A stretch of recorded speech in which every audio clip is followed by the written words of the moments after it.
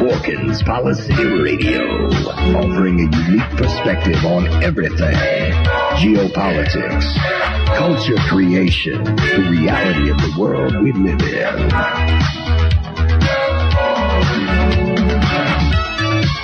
Coming to you live from New York City, your host, Pierce Redmond.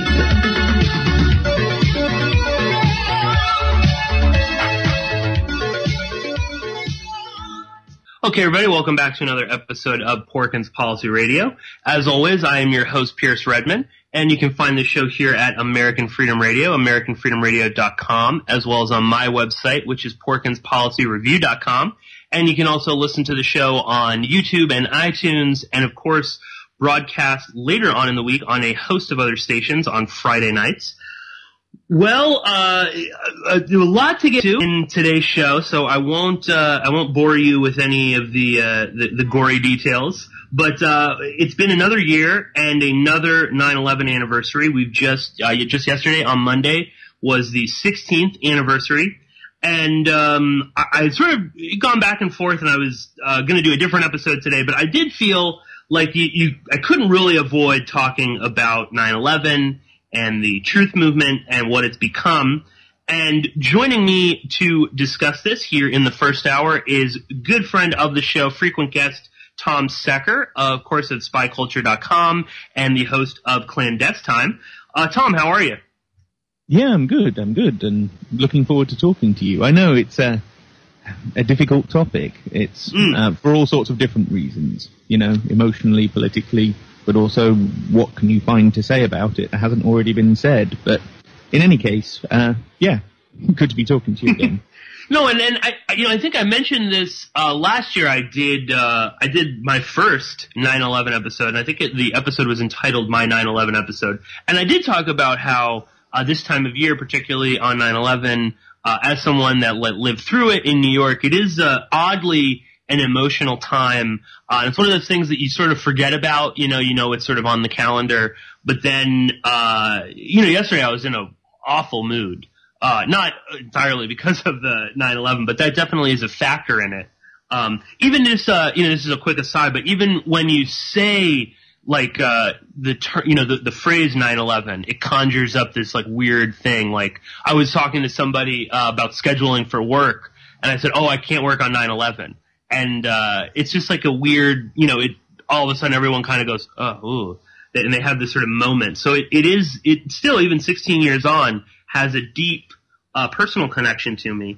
And for people that can't get enough of Tom and I talking about 9/11, we just recorded an excellent episode with our friend Robbie Martin for Clandestine, all about Operation Terror, which is a amazingly low budget and amazing conspiracy thriller that was put out, what was it, Tom? 2013? Am I totally off on that? I think it was 2012. I think it was 5 years 2012, ago. Okay. It is a low budget masterpiece. I highly encourage everybody to go out and watch Operation Terror and then listen to our conversation. But Tom, on a more sort of a personal level, how do you feel, for instance? You have something of a different perspective being in England, obviously, but what's your sort of take when we come to this time once a year? How does it make you feel? How do you sort of reflect on what's happened, and particularly, like say in the truther movement, which has sort of devolved to a disgusting level that I'm sure we'll get to later. But how do you feel on 9/11? Well, it doesn't. It certainly doesn't affect me emotionally in the same way that it affects Americans, for obvious reasons. I guess. I mean, you can't avoid thinking about it. You can't avoid at least reading some news coverage. Like just the other day, I was reading an article, pretty good one, about basically how the cinema of 9/11 has lied to us. Not necessarily in a truther sense, but just, how deceptive cinema can be. So it's an unavoidable topic, and I suppose I feel, if anything, a little frustrated, because I was never really part of the 9/11 truth movement as such at all. I was, I've never really written that much about it or said that much about it, because for one thing, it's not my specialty. For another thing, I don't know if it's my place to. So it does frustrate me that certainly since the 10th anniversary, nothing seems to have really changed. It's now just a process that we kind of go through every year, and you get, some media coverage and some discussion of this or that element of it. But I don't know. It's like, I don't want to call it a non-event, because that's really, that would be horribly insensitive. But it's kind of an event with no specific meaning attached to it. Yeah. Like you say, we get a lot of these labels and slogans and gestures of, you've got to be seen to be doing this gesture, and you've got to be seen to be saying that thing. What does all that add up to, except a kind of obligation on people? When it's so much more than that. It's an event that launched an entire political paradigm in the 21st century. It has so far defined the politics of the 21st century. And that seems to just kind of slip by. And like you say, where's Iraq and Afghanistan in this discussion? It's bizarre. We were talking maybe 5 years ago, saying, Afghanistan is the forgotten war. No one seems to care anymore. Well, now no one cares about Iraq either. Yeah. These wars are actually kind of still going on. Not in quite the same way as they were 10 years ago, but, they are still continuing. And yet, where is the media coverage? Where is the political dialogue about this? Where are the protesters? Where's the activism? Where's the political pressure coming from to try and, actually find a resolution to some of this stuff? Instead, they just sort of seem to be grinding on inevitably. And if anything, it seems like the Syrian war, as bizarre as this sounds, the Syrian war might actually end before the Iraq or Afghanistan wars. Yes, I know, yeah. Which 6 months ago just wouldn't have looked possible. So No, it's shocking. Sorry, I went off on a slight tangent there, but you know where I'm going with this. No, that was my next bullet point in my notes, was just sort of reflecting again here in America and in New York specifically. It like you said, it really does almost feel like a non-event, or it's an event that has become. And by event, I mean like the anniversary, this obligation to wave American flags and to never forget, and all of the sort of political slogans that became, very in vogue after 9/11. And it's so predictable and scripted. That's really what I've noticed the past couple of years. But this year, in particular, it is just how scripted it is, where all of the same mainstream media talking heads, they all kind of have the same general, you could flip around to any station on TV and it's all exactly the same. And that is also true for the so-called alternative media, or the truth movement. It's all the same talking points. There's like nothing else new, and everybody kind of like, goes into their own archives if they podcast or articles and stuff, and they just kind of put up the same stuff, like, oh, remember this, Building 7, or thermite can't do this, jet fuel doesn't melt steel beams. It's like all the same memes become, they're just sort of regurgitated over and over again. And almost like I sort of was thinking of it, it's almost like this involuntary action. It's like when the doctor tests your reflexes. It's just like, oh, it's 9/11. Oh, okay. Let me just post these old articles, and that's it. And I'm not really going to say anything new. And it really does feel at times as if we've made no progress, or if anything, we've almost gone backwards. And it reminds me, or I can't help but think, to compare it to something like JFK, which was certainly the defining moment of that generation. And, there's no way around it. 9/11 is the defining moment in my life. I think that's just, my life in so many ways. And I'm not, I'm speaking fairly broadly here, was completely altered by 9/11. down to, weird little things I've talked about on the show numerous times. But, you can't get on a train in New York City without hearing that if you see something, say something. Armed army people basically in places like Grand Central Station. And it obviously, it's affected politics for me. It's affected everything. But with something like, say, JFK, and you can see how far that's come to the point now where basically everybody acknowledges, a vast majority of the American public, if not the international public, accepts the fact that Oswald didn't work alone, that there was some form of conspiracy or some form of a plot larger than a disgruntled former army officer who, was a communist and decided to kill JFK. No one really buys that story anymore. And more, just a few weeks ago, I was talking with Chuck Ocelli about, the release of new documents related to JFK. And there is like a healthy research community out there. Obviously there's some nuts in the JFK community, but it is also fairly mainstream. It's not taboo anymore to talk about some of the bizarre circumstances of that.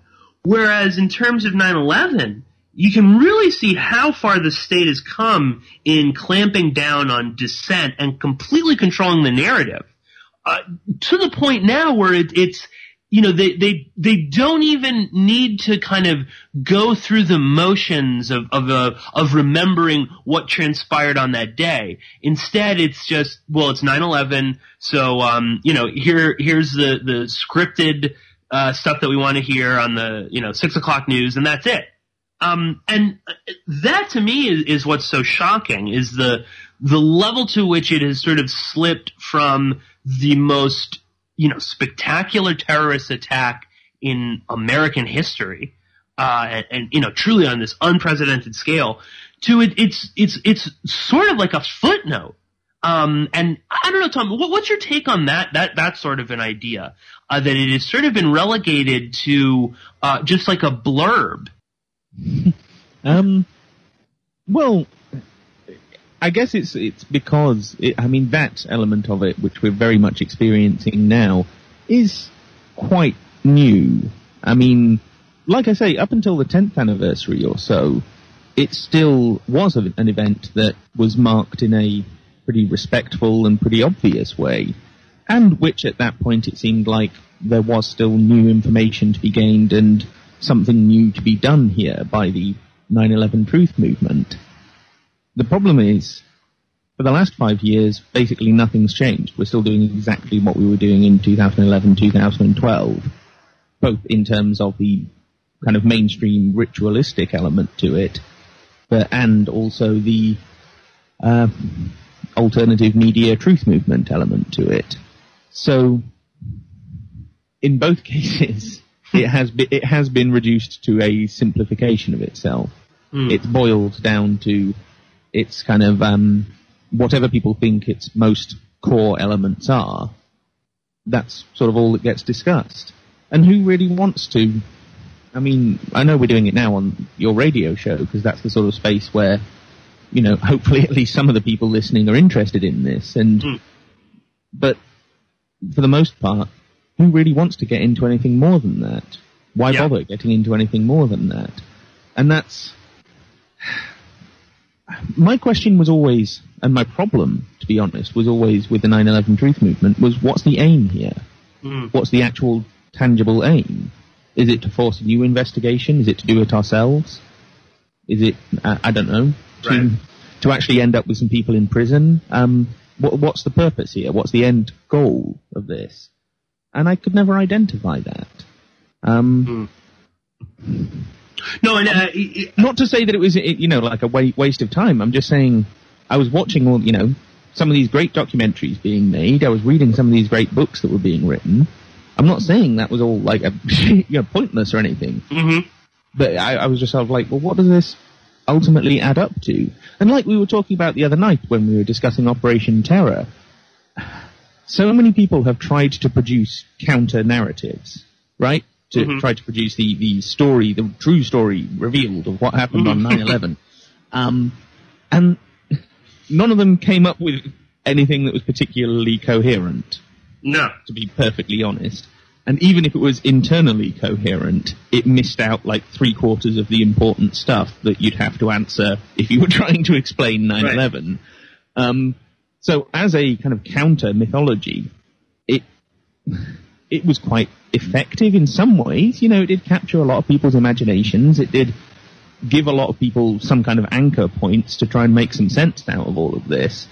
But ultimately, no one's really figured this one out, so no one really has a proper counter-narrative, a proper counter-myth to the official myth. So I suppose what I'm saying there is that no one's done what was done with the movie JFK, which Oliver Stone explicitly said he was trying to produce a counter-myth to the myth of the Warren Commission. Right.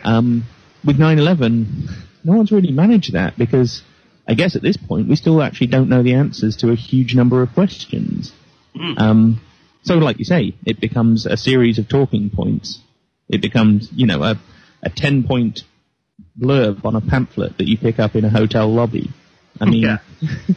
No, I was talking to Tom before we went on the air, but you know, like the simplicity of it too, the sort of like, and as you're saying, you know, there's no context. And I mentioned, and this is kind of silly, but Rob Lowe tweeting that any football player that sat down during the national anthem on Monday Night Football was somehow, you know, evil. And he may not have, you know, been, blatantly doing it, but he is like essentially equating like you're with the terrorists. You know, we're like back to that rhetoric. As if playing a football game on the anniversary of the most heinous terrorist attack in American history is okay in and of itself.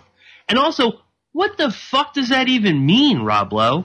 You know, like what, how is that, if some football player sits down, I mean, he's like I said, he's with the enemy.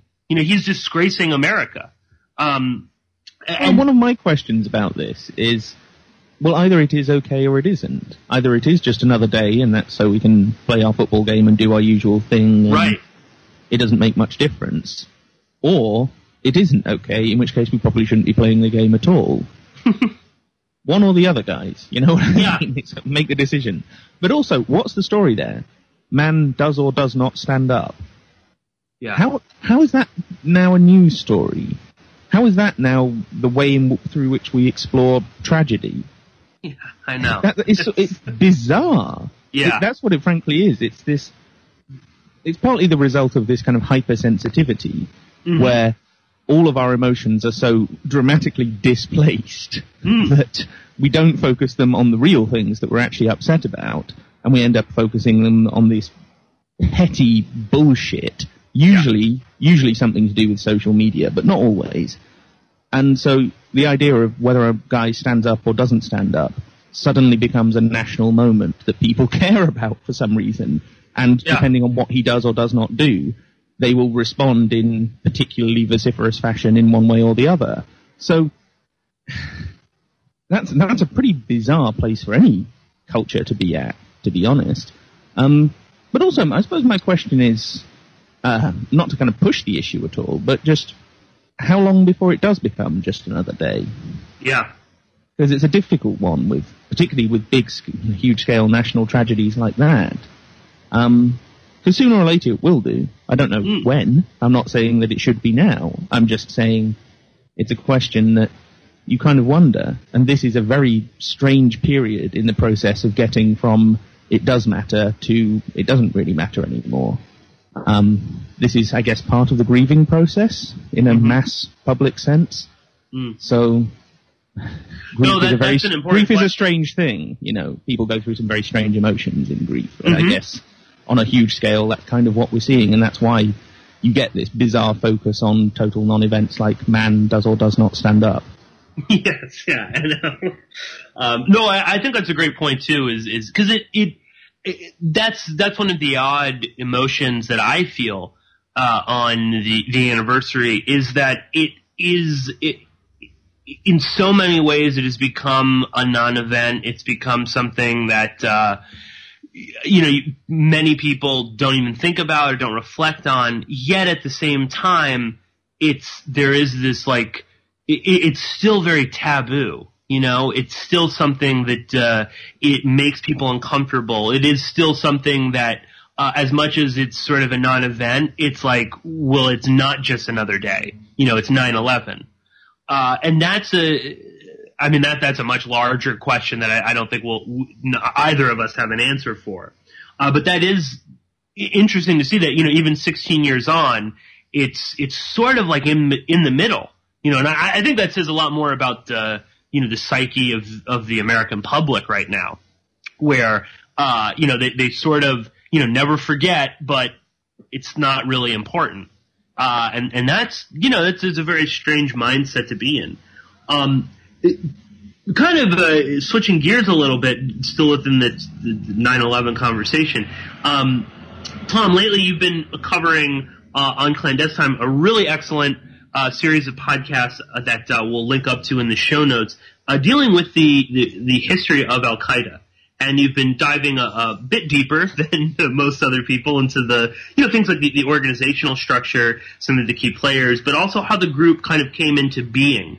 And you did an excellent episode talking about the 9/11 intelligence failures, what was going on at Alex Station. But why? Because this is one of those things that sort of gets me is, al-Qaeda was such a big focus of my life and of lives of many other people after 9/11, from 9/12 forward. So the president, not quite to the present day, but for many years it was, it was al-Qaeda everything. And that is also seemed to have sort of faded into the background as this footnote in history. It's not, we don't really need to talk about al-Qaeda anymore.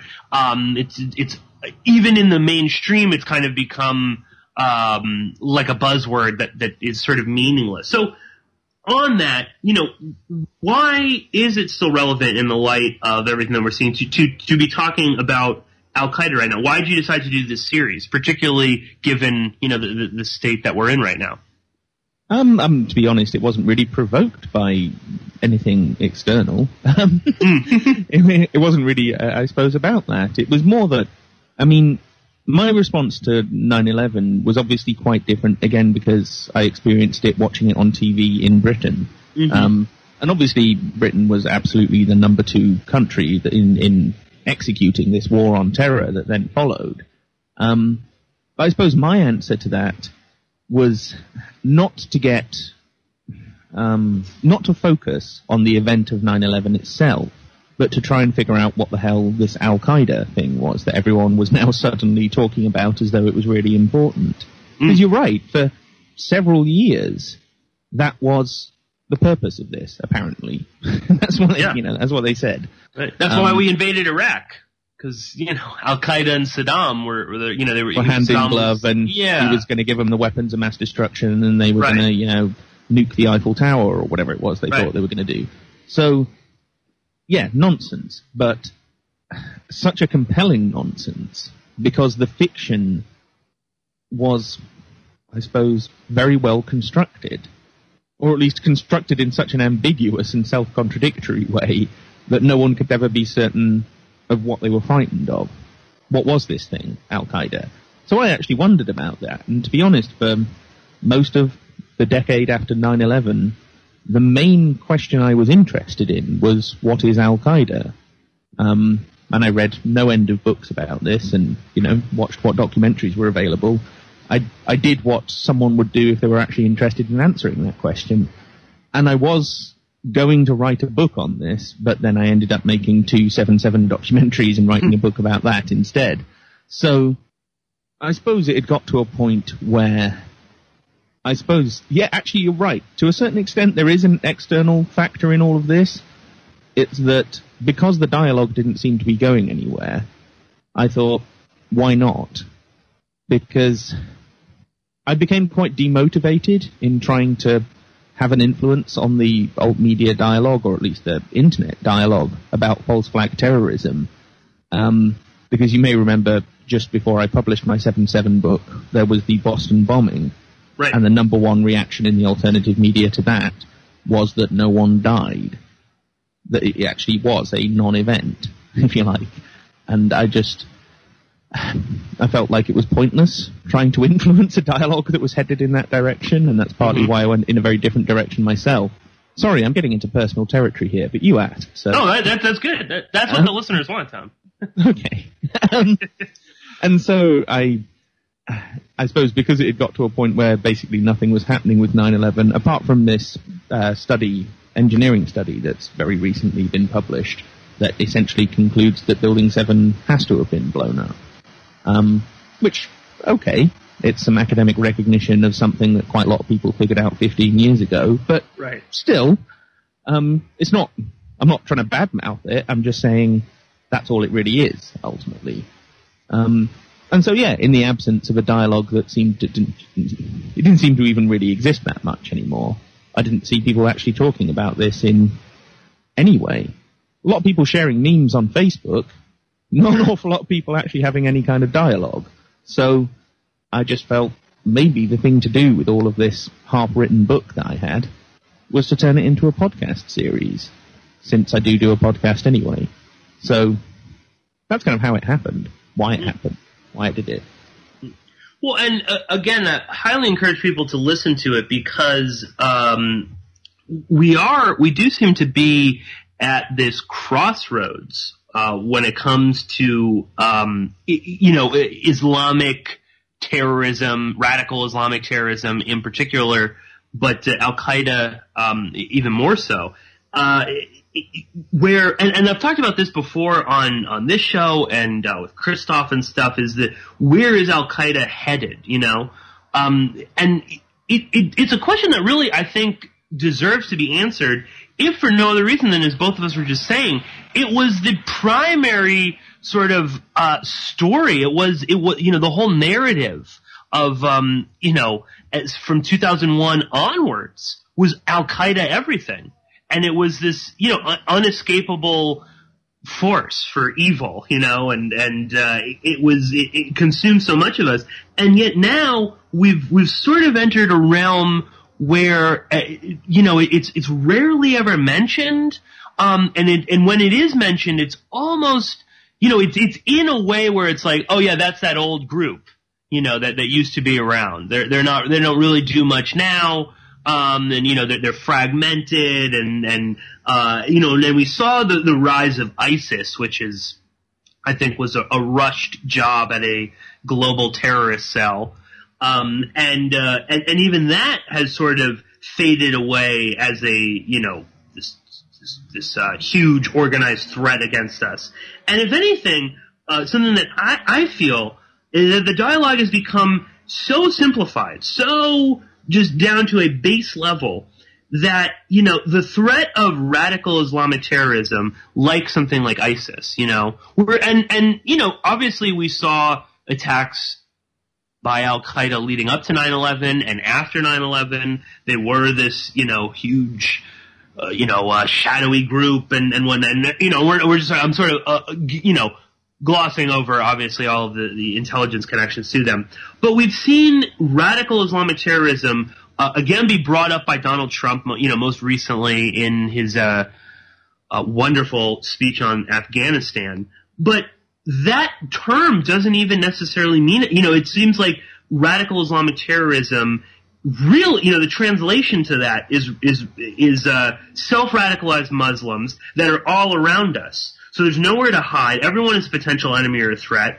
And the translation to that is basically it's that the Muslim faith or any non-white group that doesn't accept Western dominance is a threat to us. And, we've already seen, Iran and North Korea, the axis of evil is being brought back. Maybe Syria will be thrown into that if they, win their war. And that to me is so odd, Tom. And I mean, maybe it's not odd, because it does sort of sound like the neocons' wet dream come true, where it's not really even about Al-Qaeda. It's really about anybody that's opposed to Western dominance around the world.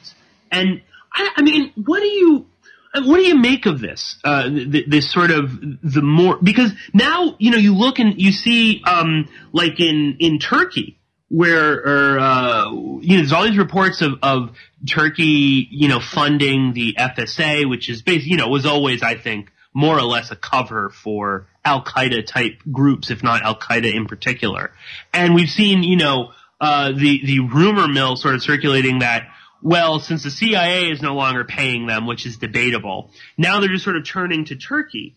And we've seen other groups, like al-Nusra, kind of go through this wonderful rehabilitation, and sort of, the acceptance on a large scale from much of the public that it's okay to fund these radical, Islamic terrorist groups if they're opposed, to people that stand up to Western domination. And, Tom, I wonder what your take is on the idea that, are we slowly kind of pushing this more and more to where Al-Qaeda will just be okay, or not exist? I don't know. That's a really, long-winded question there. So, you can answer that however you want to. Well, to pick up on a few things that you just said, we keep saying it in our private conversations. There doesn't seem to be much of an agenda to the Donald Trump White House. They don't seem to be up to much. They don't seem to be interested in doing very much. So it's interesting to see what's floating to the surface in the absence of the last two presidencies in particular were quite White House centered. This one doesn't seem to be at all. So you are seeing a lot of this kind of the seeds that the neocons have been planting all over the place for the last 15, 20 years. Well, probably the last 50 years. But you're seeing a lot of that floating to the surface, right? And that's kind of the political dialogue that we have now, is not pure neoconservatism, but there doesn't seem to be any strong element resisting that. The Democrats seem to have just gone, they've just thrown their lot in with that as well. So there's that going on. As to Al-Qaeda, the history that I've done of Al-Qaeda up until, it basically goes up till 9/11. But since then, we saw it evolve from this supposed international network with potentially cells in 60 countries to being... they talked about it being splintered after bin Laden left Afghanistan, presumably in late 2001, early 2002, and then hid out in Abbottabad for 9 years. I don't know. Honestly, that in-between period of what is supposed to have happened to bin Laden in that missing 9 years, I've never come up with a satisfactory or even plausible answer to that one. So, probably wasn't in that house in Abbottabad at all. Anyway, we saw it go from, this kind of very militarized international structure, supposedly, to being splintered and decentralized. And then you got a series of so-called franchise groups, like Al-Qaeda in the Arabian Peninsula and Al-Qaeda in the Islamic Maghreb. Al-Shabaab. And this was kind of predicted by a bunch of analysts, and then it happened. And to be honest, half of these look like some form of pseudo-gang, at least in part, encouraged and facilitated by Western intelligence and special forces. But for another thing, it was just that's what they would get called no matter what they were doing or what their allegiances or origins were. People would just, all the commentators just fit them into the existing narrative of, it's this decentralized Al-Qaeda threat. Now it's, they're all over the place. It's not just about bin Laden anymore, which is convenient since we can't fucking find him anyway. So... then it gets to even further decentralized, right? It's no longer about affiliation to a particular group or gang. It's more about an idea.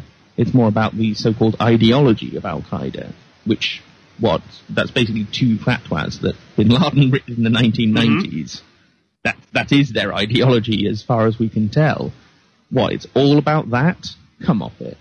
So, it's always been decentralizing. Since it was announced as this big, centralized, monolithic threat, it's always got broader and broader and broader since then. And that's convenient for the security state, because it means that more and more and more people are a potential threat. So, we have now ended up in a position where, at this point in time, if you're a Muslim, you might be at risk of accidental self-radicalization via the internet? Or, I mean, what's the narrative anymore? Because I don't know. Yeah. I mean, the so-called Manchester bomber, they allege he's a suicide bomber. Okay, why? Can anyone point me to anything beyond a few statements he made to relatives and friends that they then reported to the security services, and the security services did nothing? Can anyone point to anything more substantive than that would actually explain why he would become a suicide bomber, which is a pretty extreme thing to do? It's not like he just shot someone. No. He supposedly blew himself up and killed a couple of dozen people. So the narrative is so ambiguous and decentralized at this point that it really is. They can just hold it up and say, this person, suicide bomber.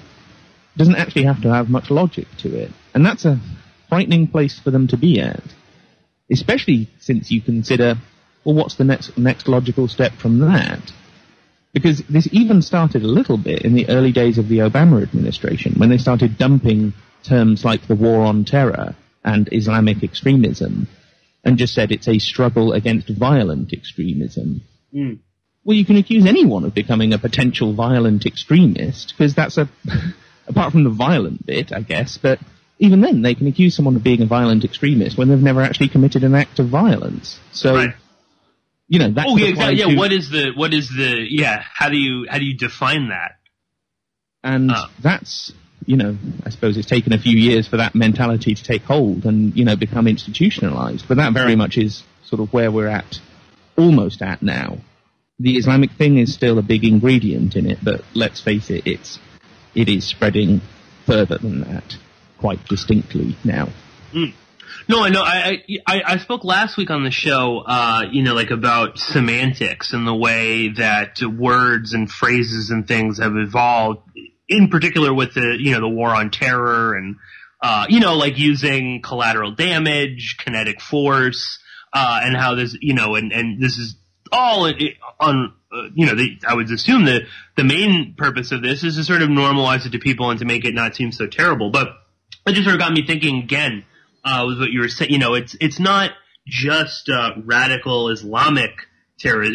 It's any sort of radical terrorism or radical extremism, whatever, however you want to phrase it. And I get, it's funny too, because I wonder at times if this wasn't always their sort of end goal, because clearly, looking at this on the surface, it appears that the government, the state, really doesn't care all that much about, al-Qaeda. It took us how many years to allegedly kill bin Laden, but Zawahiri's still out there. There are still other there's Yassin al-Qadi. There's wherever the hell Ali Muhammad is. There are numerous people still connected to this, but they're really just sort of they're irrelevant. They don't mean anything. And I wonder if this wasn't always kind of their end goal.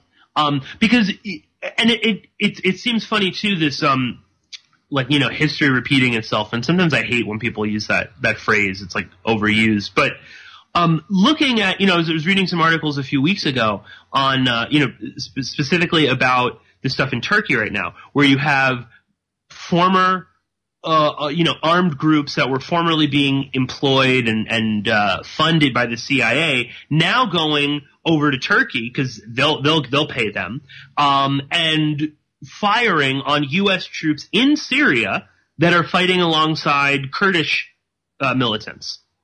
And, and already, all the headlines in, I think I was reading in The Guardian or something, or the New York Times is, the sort of allusions to the Mujahideen. Oh my God, they're turning on us. We've done it again. And I wonder if we, yeah, exactly. I know. Whoa, geez, I can't believe this happened, For the 16th time in the last 30 years. Right. But, again, it fits into a very kind of terrifying pattern where we have, if we go from 9/11 where we have this spectacular event, and obviously, they're the people, we sort of, even if they sort of half-ass it, we sort of funded bin Laden, not really, but it was really the Pakistanis. We just gave the Pakistanis the money and told them who to call, but they were the ones that actually did it. And now look, our chickens have come home to roost. Then that kind of dies down, right? Cause now, it's like when we have acts of terrorism, it's basically the narrative is, oh, well, he's Muslim, therefore he hates our freedoms. That's why he did it. But now we've sort of reached this sort of lull in the war on terror, where nobody really seems to care about it. And now we're starting to see, our former, CIA assets, the FSA. And, again, these are the guys chopping off heads, eating organs, hanging out with Al-Qaeda and al-Nusra. Now they're starting to be viewed as some sort of a threat. They're turning on us. So, and this is a very, we don't have the answer for this. This is pure speculation. But I do wonder, and I'd like to get your take on it, Tom. Are we seeing the beginning of this whole fucking argument and this whole, clash of civilizations starting up all over again? And I will say too, something that sort of fits within that and sort of caught my eye, and I'm going to try and do something, cover this on the show, but we have this horrific crisis in Myanmar with the Rohingya. And Aung San Suu Kyi, unsurprisingly, is doing absolutely nothing about this. But she keeps pointing out that, there are terrorists there. And she refers to, that there are these cells of terrorists that are coming through, are getting funding from Bangladesh and from Bangladeshi intelligence, and that there are groups that are trying to recruit within the refugee community of Rohingya to fight for Al-Qaeda. And at first I kind of poo-pooed this as, what is Aung San Suu Kyi talking about initially? Especially because she's such a Western puppet. But, there does seem to be some real evidence for that, both in some reporting that's being done, but also just in that's how history, this is a pattern. This is how it works. And the Rohingya thing is becoming, that is like the new sort of, the new Palestine for recruiters. It could be, it reminded me of like, things like in the Balkans, when that was the big, or Chechnya, when that was a big selling point for jihadis. And I do wonder if we're beginning to see a new phase coming along, and perhaps we will start seeing, Rohingya terrorists or something. It is all speculation again, but it does seem like we've kind of like restarted the whole game. And I don't know, Tom, what do you make of it? Or am I just going off on tangents here? Well, I don't know, because I don't have a crystal ball, but my take is somewhat different. I think the war on terror has kind of been a busted flush for several years now, and they've just about managed to keep it going on the domestic front, as long as there is enough violence at random, sporadic moments, half of which seems to have the whiff of, security service involvement. As a foreign policy, I don't think it's really cutting it anymore, which is one of the things why this whole second Cold War paradigm, it has certainly, with both Syria and Ukraine, we've seen this. There is actually a real geopolitical struggle in those nations, and unlike in Iraq and several other places, Russia actually gives a damn what happens in those countries, whereas Russia didn't seem to give much of a damn about Libya, as far as I can tell. No. I'm not really sure why that is, but anyway. So there is a real geopolitical struggle to be had there. Naturally, the public narrative will bear very little relation to the real geopolitical struggle, just as it did with the first Cold War. An awful lot of that was just rhetoric spun for the purposes of excusing certain foreign and domestic policies. So, on both sides. So, I expect it will be a similar thing in that respect.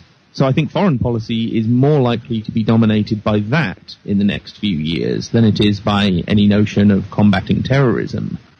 For other nations, for particularly friendly nations to NATO, they will continue to use it as their excuse. But I think for the West, it's primarily going to be part of the domestic political narrative, and it's not going to be a focus of foreign policy. I could be wrong about that. You could be on the money here. It could go one way or the other. I'm just saying, I think now is a time when it does seem to have shifted. More people are triggered by the word Russia than are by Islamic terrorism. Yeah, it comes down to. Yeah. That's a crude and probably wrong generalization. Well, I don't know whether it's no. I think that's actually true. Yeah. But just as a simple demonstration of what I'm talking about, not as a real, proper sociological measure of anything. But that's where I see us headed at the moment and for the next few years. Well, here I'll completely contradict everything I just said and agree with you, because both you and I have sort of followed a few of these sort of spy versus spy stories, and I'll go completely off topic a little bit. And you're going to start talking about Cuba. Yeah, and just say that these sonic attacks. There have been 19 sonic attacks in Cuba. 18 of them have affected, quote, diplomatic staff within the U.S. Embassy. They're obviously CIA agents, and one Canadian diplomat / Canadian intelligence agent.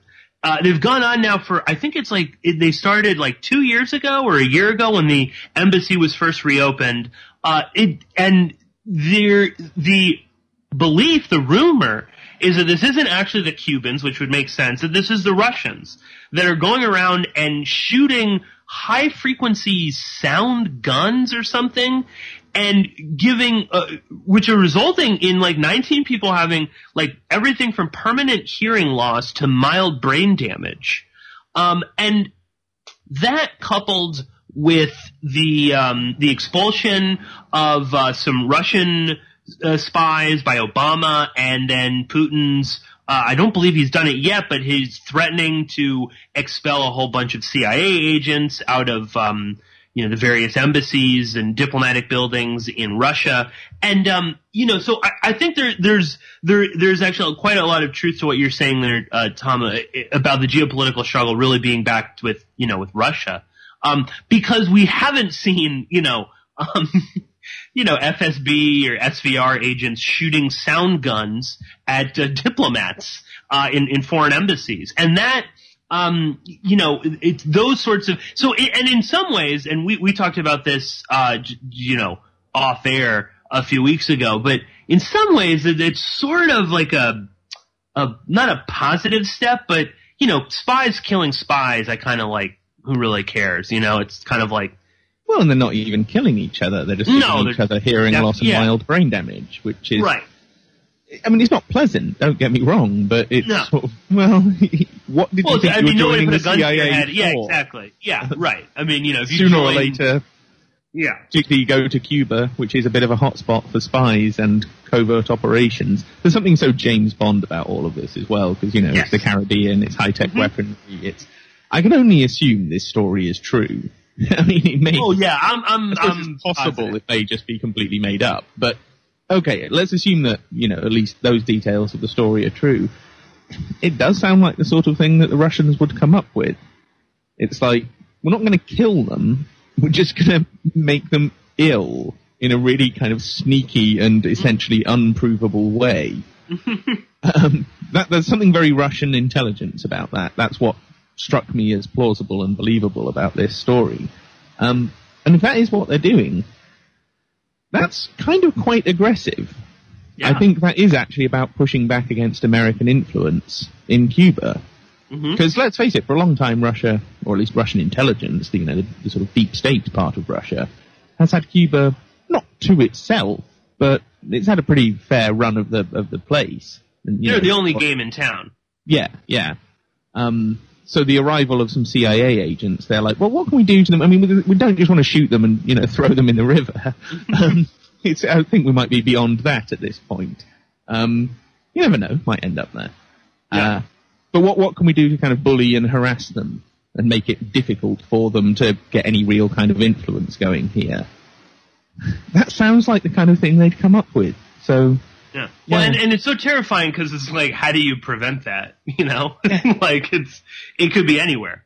Again, if you know, a lot of this all really comes from Intel news, but you know, they said that this could have been happening like while they were sleeping. You know, like in their residencies. So, you know, it's not even like it's in the embassy or you know, you could be walking down the street. The car drives past you, and then suddenly, you know, you can't hear anymore or something. So that's quite a terrifying predicament to be in. But as I said, to completely contradict my earlier assessment of, you know, possibly revamping all of this Islamic terrorism, there does seem to, we are, you know, really this Cold War paradigm has been embraced wholeheartedly, especially by things like the CIA, where it does seem like there is more of an upfront struggle between Russian and American intelligence. And I guess, you know, we're slowly running out of time in the first hour, but that also raises the question of just, you know, what are we just gonna? We're done with Al-Qaeda. We're done with that. I mean, what happens to all those guys? You know, I mean, maybe we're not using them as proxies, but are we just kind of letting them go do whatever they're going to do? I mean, that's dangerous in and of itself. And just the fact that we're not even, you know, obviously they made such a big deal about, you know, you had to be talking about terrorism 24/7 on the news. And that was silly. But to completely disregard it as a force for, you know, destruction, which sort of seems where we're at right now, that's kind of crazy. To me, and that's the irony, is that we might actually be a point now where we really do what people said we did after the Soviet-Afghan war, where we actually turn our back on an awful lot of this and actually walk our way and take our eye off the ball and don't give too much of a fuck what these people then do. Yeah. Because that's the suggestion, is that, oh, that's why we got Al-Qaeda and all these other problems. Well, no, that isn't what happened then.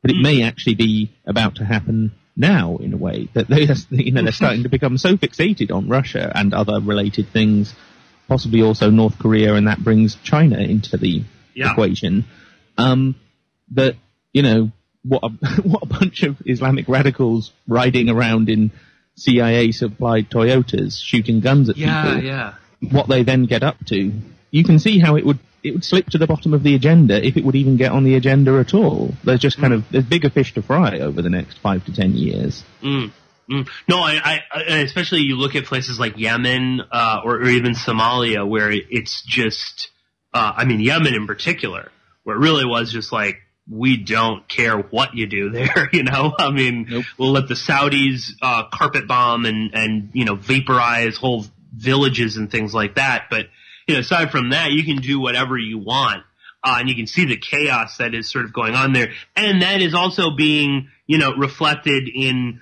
if you can even imagine it, Saudi Arabia clamping down even more so domestically, you know, because now they've got this wonderful excuse of Yemen. You know, it's the Yemeni terrorists and the Iranians. They're sneaking into Yemen, and they're going to subvert our Shia within the Kingdom of Saudi Arabia.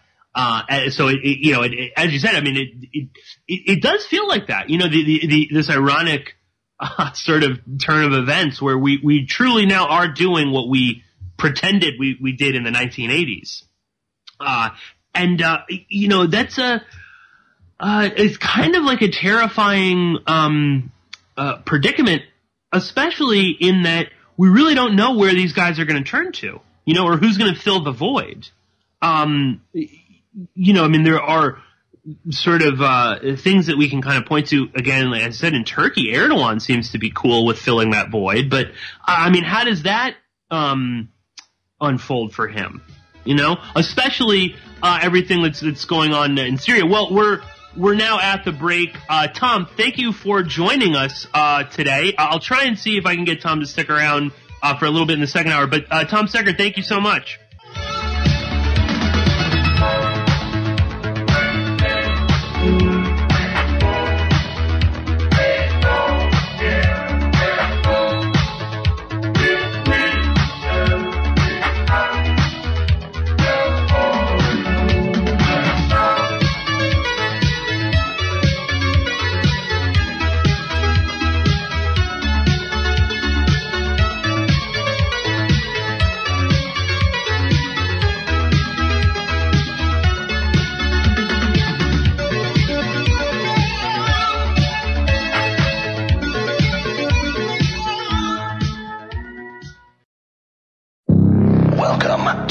world's meeting place. American. It's practically narcotic. Freedom. Oh, yes, I like very much. Radio. You're an American institution. American Freedom Radio. Since the beginning, civilizations have risen and fallen. Rome, ancient Persia, Mongolia, Britain, and now America. Befallen by natural disasters, broken families, moral decay, lack of preparedness and conflict. Don't let this happen to you. Are you prepared? Would you like to help others prepare? AmericanSurvivalWholesale.com is looking for distributors. Email bugoutamerica@usa.com. Go to AmericanSurvivalWholesale.com, a veteran-owned and operated company. But do it today. We all know that they're not telling us the truth. So stand up for your rights, demand the real medicine, and your right to use it and grow it. This is Rick Sensen, and you're listening to American Freedom Radio. And I hope people support American Freedom Radio. And I hope people vote with their dollars and really understand the value of having American Freedom Radio. Because that's my family. If you love me at all, Jack Blood, support American Freedom Radio. Like, my family has literally disowned me in American Freedom Radio. Danny and Don and those guys, those are my actual family. So please support these guys, because they have all the technology, they have all these great things that they're going to do, but obviously they can't do it all by themselves. So not only would I like to see you support them, I'd like to see you retweet them and repost them and really get involved and get on the bandwagon, so to speak, on doing that do-it-yourself promotion, because they're a do-it-yourself radio network, and we just need that so much. And when we're not invading some sovereign nation or setting it on fire from the air, which is more fun for our Nintendo pilots, then we're usually declaring war on something here at home. Did you ever notice that about us? We love to declare war on things here in America. Anything we don't like about ourselves, we declare war on it. We don't do anything about it. We just declare war on it. It's the only metaphor we have in our public discourse for solving problems, declaring war. We have to declare war on everything. We have a war on crime, the war on poverty, the war on litter, the war on cancer, the war on drugs. But you ever notice we got no war on homelessness? Huh? No war on homelessness. You know why? There's no money in that problem. No money to be made off of the homeless. If you could find a solution to homelessness where the corporate swine and the politicians could steal a couple of $1 million each, you see the streets of America begin to clear up pretty quick. I'll guarantee you that. I will guarantee you that. You're listening to AmericanFreedomRadio.com, the network who perseveres in delivering intelligent debate, constructive dialogue with true independence. The freedom to broadcast the truth is not free at all. So what is American Freedom Radio worth to you? The empowering information with fun, honest and pure integrity behind it provides an example to follow. Friendships to flourish with the moral altruism that pulls no punches. The hosts sacrifice and show remarkable discipline in their duty to deliver quality radio in service to the community with strength, wisdom and loyalty. The founders of AFR wish to thank you personally for sharing your views and insights to make the best radio and alternative media. Now it's time for you to give something back and play a vital role in the future of America. Be as generous with us as we've been with you. Click on the donate banner at AmericanFreedomRadio.com or volunteer by emailing AmericanFreedomRadio@ymail.com. Vaccine, psychotropic drugs and artillery batteries not included. Launch sequence initiated. We're now in the approach phase. Everything looking good. Control is good. 5, 4, 3, 2, 1. Engage.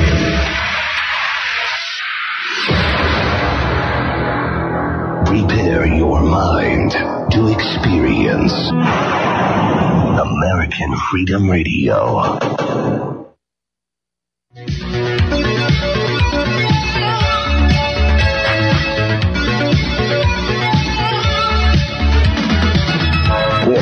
Policy Radio, offering a unique perspective on everything.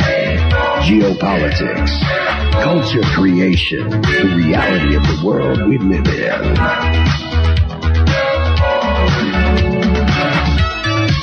Coming to you live from New York City, your host, Pierce Redmond.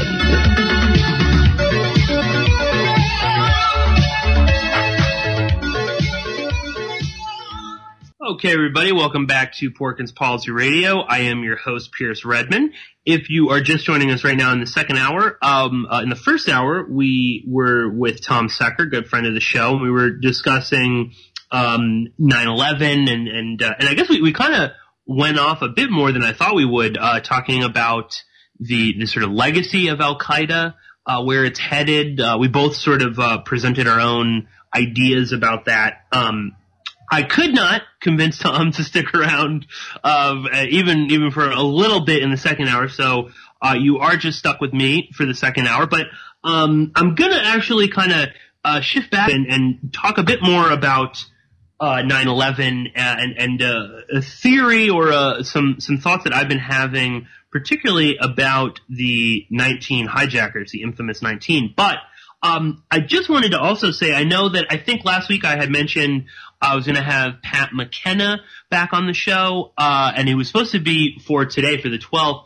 But, Pat is down in Florida and, is dealing with no power and things like that. So we've rescheduled. We're going to have Pat on the show, the 26th. So in, 2 weeks.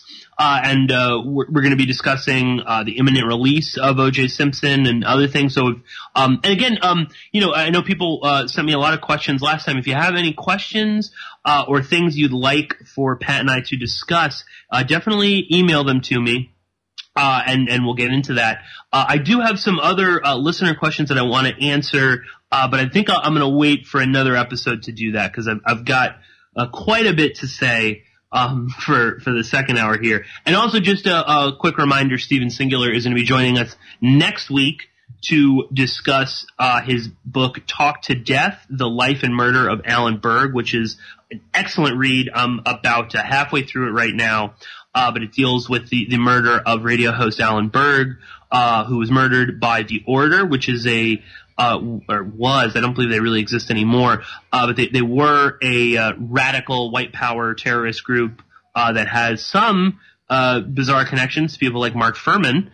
And Stephen and I are going to be discussing the book and discussing the sort of far right militant movement and a whole bunch of other things. So something to look forward to next week. I love having Stephen on the show, and I think I can probably cajole Stephen into doing 2 hours or at least an hour and a half because there's so much to get into with Alan Berg and with The Order and what was going on in Idaho, and there's so many interesting characters that are still popping up today that Stephen was writing about all the way back in, I think he wrote the book in 1985, 1986. So very, very good. I hope people will look up on that and or even try and purchase a copy of Talk to Death and read it before the show. But I did, as I said, I did want to kind of make this be a bit of a 9/11 episode. As I said, it's hard to sort of avoid talking about it, especially when you're doing a radio show where you got to be topical on the show, or that makes it easier to be topical. And it's hard to avoid doing a 9/11 episode when your radio show is the day after 9/11. But again, reflecting on some of the stuff that Tom and I were discussing at the top of the first hour, the lack of new thinking when it comes to 9/11 research is really just startling to me. And, I guess like full disclosure, I kind of, I guess, sort of came to the 9/11 truth party a bit later than I would say many of my other peers. I mean, I was a kid. I was in the 7th grade when 9/11 happened, so I don't know how old that is off the top of my head. I'm not good with math, but I was very young, and I think, as I said last year, growing up in New York, that really kind of colors your perception, especially if you're a kid. and my mom worked very close to the World Trade Center. She was right down there by the water. My dad used to work across the street from the World Trade Center, and he was there for the 1993 bombing, and his whole building shook, all the power was cut. So, it as I said, it had a big impact on me, and for many, many years, I was very reticent about exploring alternative theories about 9/11, and looking into anything that wasn't essentially the sort of straightforward narrative that this was carried out by al-Qaeda, which was this external force, which had, if anything, vague connections to American intelligence, but mostly, as I said, through Pakistan, the ISI groups like that. And it's funny that I sort of maintained those beliefs for quite some time, even though I was like actively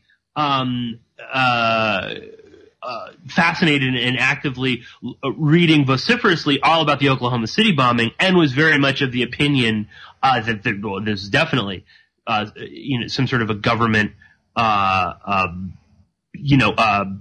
operation. So that's just like one of those fascinating things. When you're coming to this. But anyway, so as I said, I kind of came late to the party. So when I kind of got involved in this, I was, oh my God, there's all this new stuff. It's very interesting. But it was at this time within the truth community where the serious sort of stagnation in terms of new thinking, in terms of new research and things like that, was really starting to take effect. And while there were some wonderful resources and there was a lot of great information out there, I did also see the serious decline, or saw maybe more so, saw the end result of all of this. And this sort of the more bitter infighting amongst the various factions within 9/11 Truth. And of course, all these factions sort of hate one another, and they're unwilling to accept that they might be wrong, or that there might be aspects of other theories or explanations that might coincide with their own. And I think everyone will be familiar with you're either like a Building 7 person, or you're you're a plain, holograms person. You're a dancing Israeli person. I even kind of fall in that to a degree. I'm very much a P-Tech person. I've always found that is something that deserves more scrutiny, when it comes to understanding 9/11, and just as an entry point. I think P-Tech is a very easy way of presenting, that there's more to the story to people. So, everyone has their little factions and things like that. But as I said, you come into it and you see this sort of stagnation and this sort of nastiness.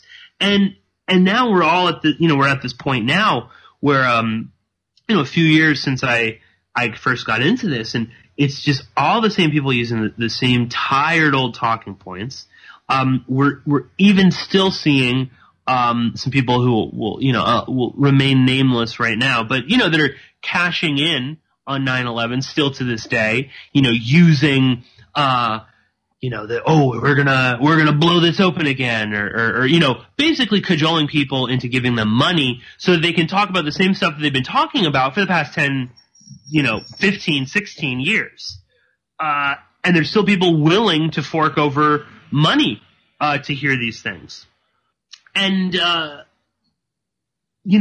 think I will also say, that, just in terms of, things to look into, also Alex Station, as Tom has been talking about. But anyway, you see how this all sort of, it's devolved and it's become very contentious, and everyone is sort of infighting and fighting with one another, and it's a really sort of sad state.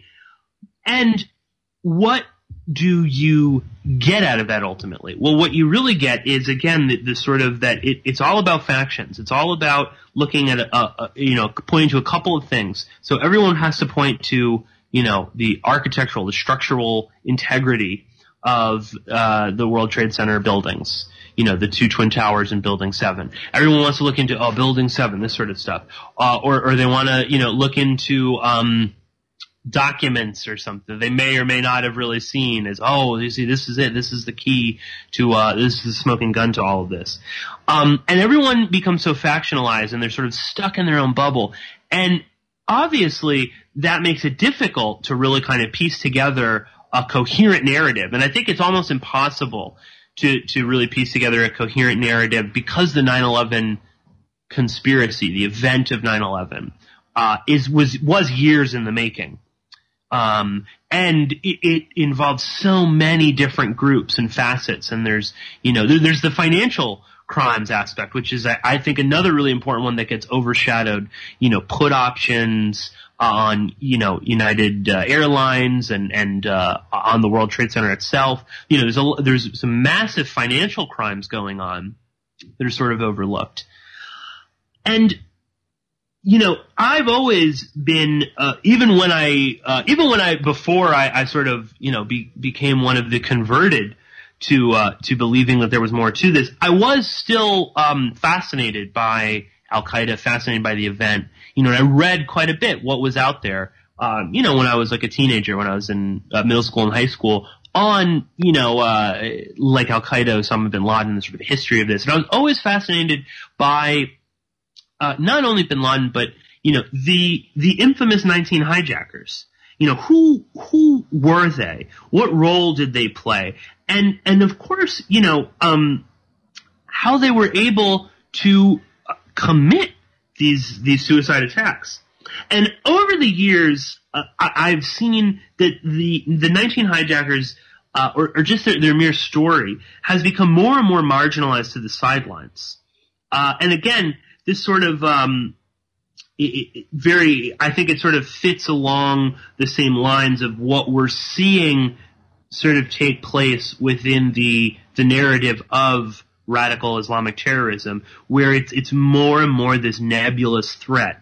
It's no longer like a group. It's not Al-Qaeda. It's not ISIS. Really what it is Salman Abedi, the alleged Manchester bomber.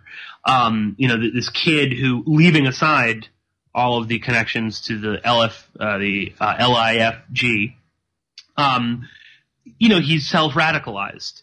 Omar Mateen, the Pulse nightclub shooter. There's all of these. There's a million people. They're lone wolves. They're radical. And the threat is everywhere. You sort of have to check under your bed because there might be a terrorist. And that's sort of like the 19 hijackers. They've become this group of faceless, nameless monsters. And listen, I'm not a expert on the 19 hijackers. I could not name all 19. I probably couldn't even name that many, behind al-Mihdhar and Mohammed Atta, who we do happen to know something. But as I said, I've always been interested in this, and I've been interested in it more and more because of the fact that many times in the conspiracy culture, and especially within 9/11, we see that the goal line keeps getting pushed back. It's no longer about solving the crime even. It's about solving the crime that was the bigger crime. Who's the crime boss behind the crime, and then who's the boss behind that boss. And conspiracies have talked about things like Pizzagate or even Jeffrey Epstein or other things. It's always about more and more and more. It's about building it up, and it's no longer really about the mere fact that 9/11 was a criminal act. It was an act of murder, and there are suspects. There are people that helped to commit those murders. Now, I don't know for sure if the 19 hijackers themselves actually flew the planes into those buildings, but I do believe that they were on those planes. I do believe that they hijacked the planes. And I believe that they played they were obviously integral in the overall conspiracy. And they're the criminals. They're the people that we can point to. But as I said, that's become less and less a feature both in the alternative and in the mainstream. Because in the mainstream it's just, they're evil, nasty terrorists. That's it. And then, in the alternative, whatever exists of it anymore, they're either nasty Muslims who, of course, want to do it because they hate our freedoms, just like the mainstream. Or, it was holograms. There were no planes. There were no hijackers. That never happened. They actually landed the planes elsewhere, like in Operation Terror, let everybody out, and they just flew drones into the building. But, and this is what I find so fascinating, too, is that when we have a lone wolf, we're entitled to know everything about them. We're allowed to know what their relationship with their mother and father was. We're allowed to know, where they went to school, how they interacted with their friends. We're given an awful lot of information about them. Like, for instance, someone like Timothy McVeigh. Well, now obviously there's lots of stuff out there, much of it conflicting with McVeigh, but we're still allowed to know about it, and it's still okay to kind of talk about it. It's acceptable. But there's this disconnect when it's one terrorist versus multiple terrorists. So, we're allowed to know about Timothy McVeigh, and to a degree we can kind of know a little bit about Muhammad Atta or al-Mihdhar, but not too much, And again, it becomes this nameless, faceless entity, much like the threat of, radical extremism, whatever that may be. And I think this is a real detriment to not only to the public, but to the research community, because there are so many people that are still obsessed with talking about 9/11. And obviously I am open to talking about it. I'm still fascinated by it. I think it's important to talk about.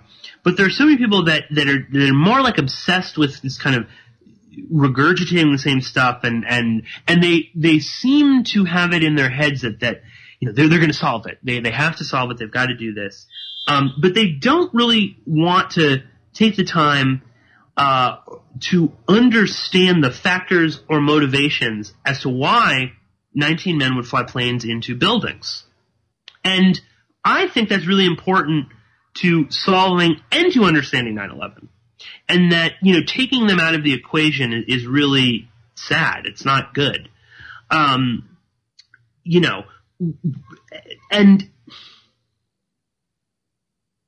when you sort of examine all of this, and I think it's also important let me back up. When examining all of this, not only is it important in terms of understanding and solving 9/11, but it's also important in terms of understanding what's going on within the conspiracy culture. Because when suddenly they don't really care about these 19 men that hijack airplanes and fly them into, or at least hijack them,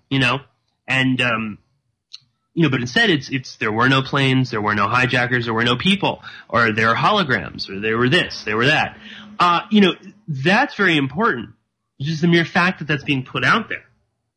Now, and again, when it comes to McVeigh, we know everything. We even know the multiple theories with McVeigh.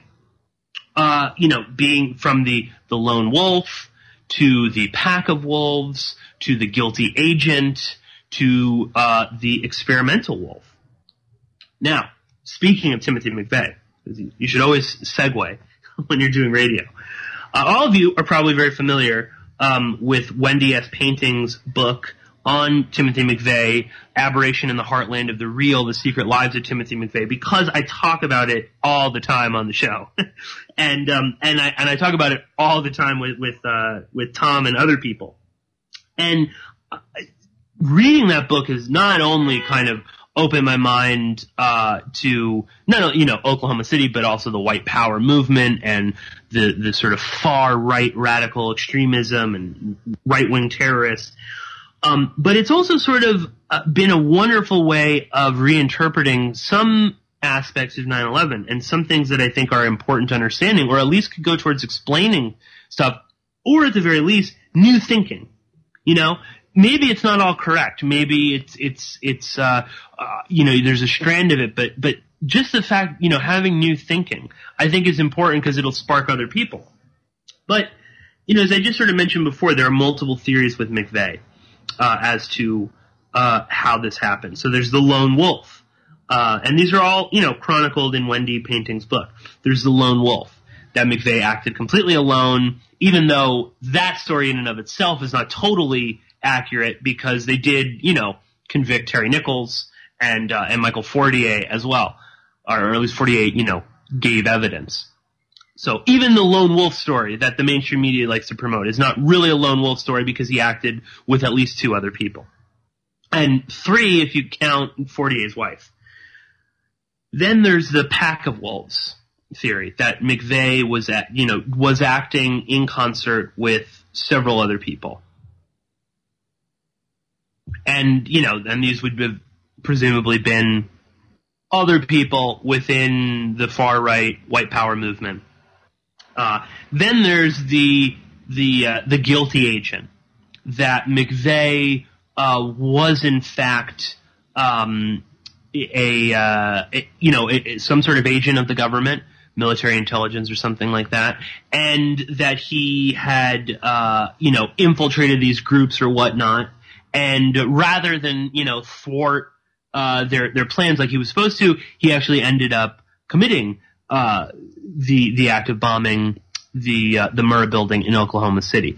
Then and within the sort of guilty agent storyline, there's also I forget exactly how Wendy Painting describes it, but there's basically that they let him do this. This was sort of part of the pack of watched wolves. That's it. That McVeigh was being watched, and somehow he sort of slipped through it. And then the last theory that Painting posits is that of the experimental wolf, and this is obviously on the sort of surface of it. It sounds like the most conspiratorial, but there's actually. There appears to be quite a lot of substantial information and evidence to suggest that this was, in fact, either true or certainly played a factor. And so the experimental wolf is referring to the idea that McVeigh was some sort of a subject of brainwashing or mind control or undue influence of some degree. And I'm sure many people out there will be somewhat familiar with this. There's the whole Jolyon West, who was was on the periphery of much of the Oklahoma City investigation afterwards, and he was obviously an expert in government mind control. And there are some other things as well. And I don't want to get too lost on that because I could go on and on about all of that. But there's more to the whole experimental wolf thing. There are first off, McVeigh himself at various times in his life, told people that he had been experimented on. There are, moments where McVeigh has lost time. He was certainly exposed to massive amounts of experimental drugs while he was in the Gulf War, both in the form of experimental vaccinations that the soldiers were given, as well as experimental, anthrax, or chemical weapons, pills and things like that they were taking constantly. There's also the tracking chip idea that McVeigh again told many people that he had a tracking chip implanted in his, I believe it was his right butt cheek. And there are other things as well that sort of lead into that. The most important, I think, are the multiple McVeighs that throughout this sort of history, when you really sort of break down who McVeigh was and the timeline of McVeigh, particularly from when he returned to Buffalo after the Gulf War to when he left up until the Oklahoma City bombing, when he was, riding around the gun show circuit and, hanging out with all sorts of people like, Terry Nichols and Fortier, but also members of the Aryan Republican Army and other things like that. There are the multiple McVeighs. First off, he used multiple names. There's Tim Tuttle is one that's very famous. But that appears, again, and this is why I love Painting's book, that appears to not just be that he was using pseudonyms to hide his identity. There seemed to be, and some of it is like sort of first-hand stuff from people that knew McVeigh, that he was a different person. That he actually compartmentalized this to such a degree that there really were multiple, that Tim Tuttle was a different person than Timothy McVeigh. And again, there's a lot of clinical academic research on undercover agents that suffer from this. That, when deep cover agents, when they really have to live this life of, being like a drug dealer, or in McVeigh's case, a member of the radical white power movement that wants to commit acts of violence. When you really inhabit that, it is very easy to essentially kind of lose control of who you really are. And you begin to self-identify more and more with this persona, this alter ego of yours. And you also, in order to kind of become accepted in this group and to make your own life easier, you also have to, you have to find the good in the people that you're ultimately against. You have to find ways of being around them where you're having fun, you're joking, you're laughing. You have to, in many ways you have to sort of learn to love these people in order to get close to them, and in order to gain not only their trust, but just to really understand them. And there appears to be quite a bit of that with McVeigh, including moments where McVeigh would do strange things, like he would register his name, he'd register in a hotel under a pseudonym, but then he would order a pizza under McVeigh. And, there's another famous case, I believe it was, I think it was with Michael Fortier's wife, or no, it was someone else that he was living with, this gun show guy. I don't have my notes in front of me. He was at their house asleep, and their baby, the baby of his friends, stopped breathing in the middle of the night. And McVeigh started freaking out. And that's one of the few and at this point, they knew that McVeigh was using different names and stuff like that. But when McVeigh called to 911, he said Timothy McVeigh. And there are, again, lots of different things like that. And then there are, of course, the multiple McVeighs, that there were multiple, sightings of people claiming to be McVeigh. But anyway, I would encourage people to look at Wendy Painting's book more, because she really lays this out much better than I can in a half an hour here. But there do appear to be a lot of anecdotal and documented evidence that it's possible that McVeigh was, if not, I think mind control is like too strong a word, but certainly conditioned. Certainly that he might have had moments of where he really didn't, for instance, he would sometimes say things to his defense team, and then a few days later he would deny that he had ever said that, or that he'd ever done that. And it wasn't like, and his own, there are defense memos written by various members of his team, his legal team, where they say that they don't believe that McVeigh is lying in order to cover up for something, but instead that they truly believe that McVeigh has no memory of telling them something a week ago. That, he truly believes that he never said that, because in his mind he never did, because that was a different person talking. And this is his own defense team. And of course this was, they sort of brought this up to various people, but McVeigh never wanted to use anything like an insanity defense or anything like that. And there is also, there's some anecdotal evidence to suggest that McVeigh had either been sexually abused or had been exposed to sexual abuse when he was a kid, which is not like a prerequisite for mind controlling people or something like that. But certainly, traumatic things like that definitely help. And McVeigh was at some points in his life also experimenting with drugs, particularly methamphetamine. But this kind of got me to thinking that, what if this had sort of been at play with 9/11, and particularly with the hijackers? And it kind of got me thinking about this, and I was just telling Tom before he signed off that, I wanted to talk about it here today so that I would stop bugging him about it. But, it really did get me into thinking about it, because the hijackers are this continually overlooked, marginalized aspect of 9/11. They don't really matter. Either because everyone just accepts that 19 men with box cutters somehow, take control of these planes. The planes are never shot down, and they're able to, very, they have amazing flight skills, and they're able to, do things that almost no other pilot could ever do, and fly them into the buildings because that's it, or. On the more conspiratorial side, it's, there were no hijackers, there were no, the planes were drones, nobody really died in those planes, they were holograms, or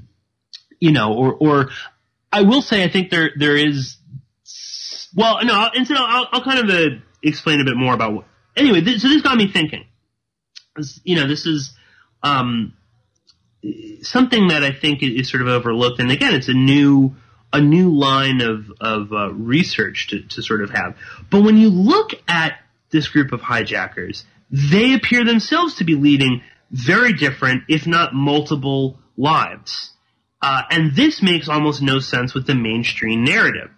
And the mainstream narrative, of course, being that these were radical jihadis who hated America, they hated our freedoms. So they all decided they were going to join al-Qaeda, and bin Laden, orchestrates this whole thing, from a cave in Afghanistan. We've all heard that whole spiel. But, when you start looking into the hijackers themselves, and you start seeing, all of these eyewitnesses and anecdotal reports that they weren't really all that religious, that, at times some of them were doing things like eating pork chops. Then you got the, what is it? Muhammad Atta and some others, dating strippers, and, not even Muslim strippers, but white strippers, snorting coke on September 10th, the night before the attack. And it wasn't even just like the attack, you can check out Daniel Hopsicker's done some wonderful interviews with, former girlfriend of I believe it was of Muhammad Atta. This guy loved to do coke all the time. And, we can maybe accept that, there's sort of two lines of thinking when you sort of go down that road, is that, yeah, I guess this was all true. Maybe they really were they were patsies, and, they weren't really religious. Even though there's obviously, al-Mihdhar and some of these other people, the CIA knew of them, they were covering up for them. But we could say, okay, let's go with like the, one of the truths is that, oh, okay, it's all a joke. They were just patsies. They were just a cover story. So of course that's why they're snorting coke and dating strippers and, not being religious or going to mosques and things like that. Because, they weren't really even on those planes. They may not have even really existed, which is the theory that some people still kind of, trot out as being the answer to something. Or you look more towards, people like Timothy McVeigh, and he's not the only one. So we'll go back through a little history of that. And you start to wonder, is it possible that, these hijackers really were leading separate lives, compartmentalized, perhaps even from themselves?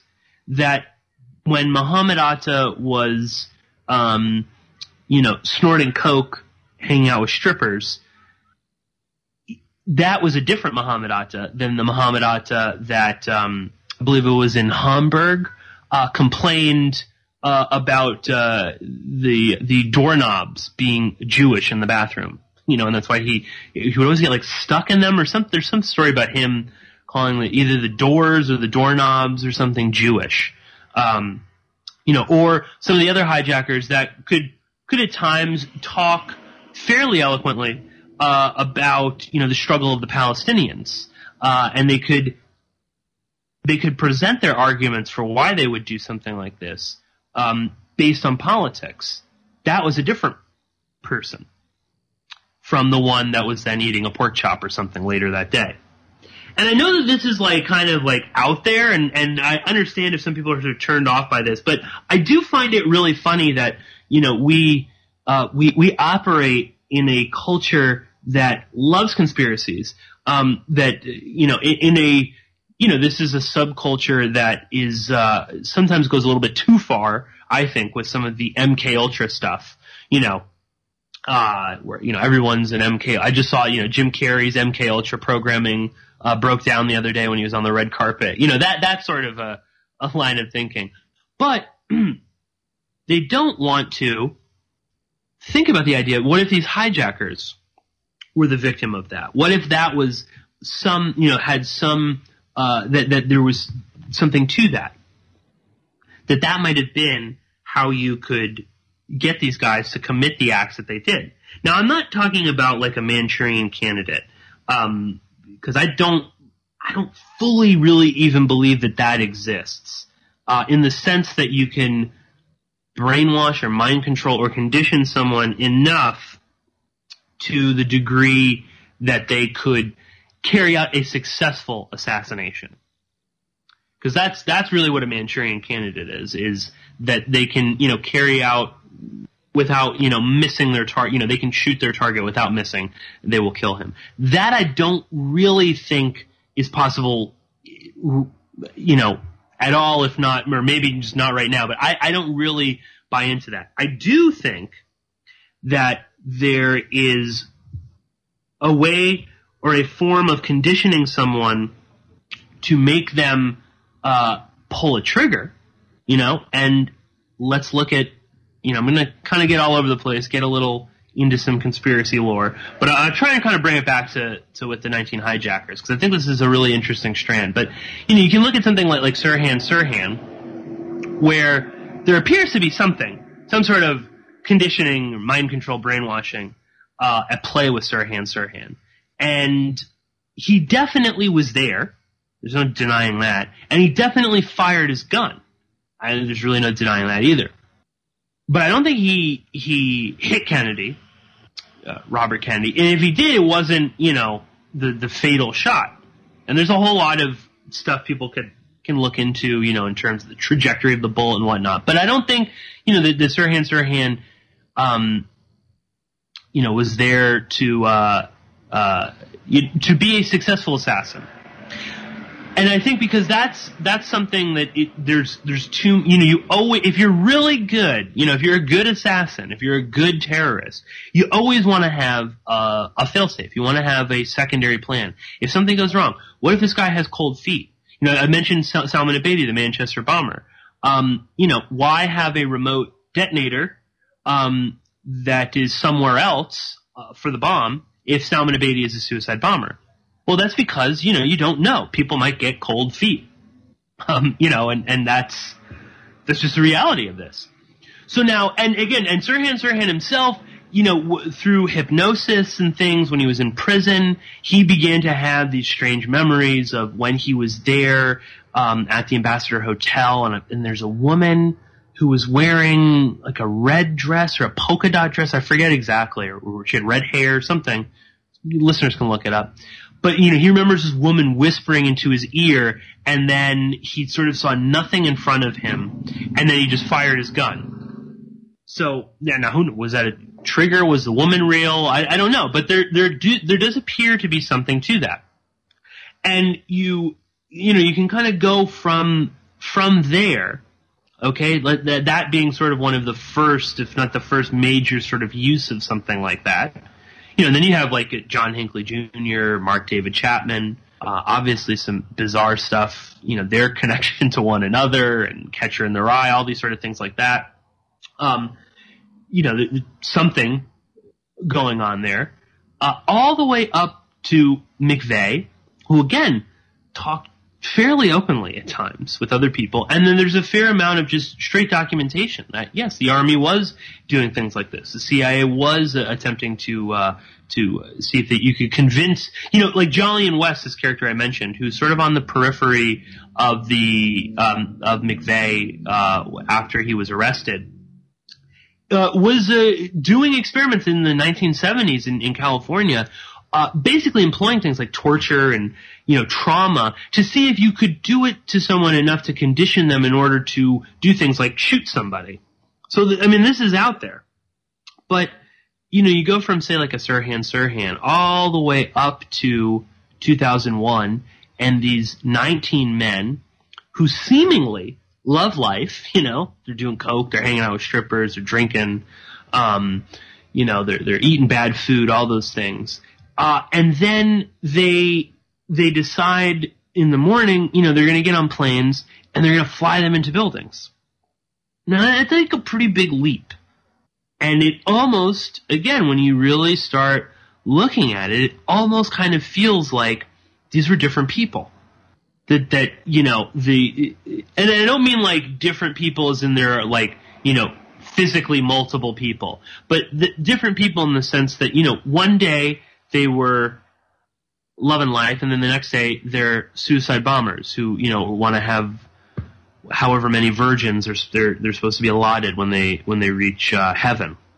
And that to me is really sort of a fascinating topic, and I think it's something that deserves to be looked at, especially because, as I said, it's so disparate with 9/11. Not everything,